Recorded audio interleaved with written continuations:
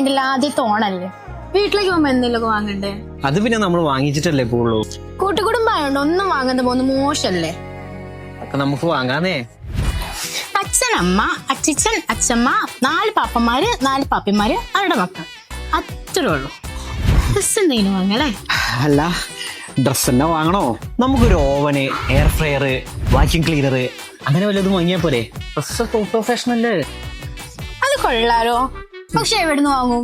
അതിനല്ലേ നമ്മുടെ മൈജി ടോട്ടിൻ സൈറ്റ് ഉള്ളത്. ഇപ്പൊ വാങ്ങിയ നല്ല ഓഫർ പ്രൈസിൽ സാധനം കിട്ടും.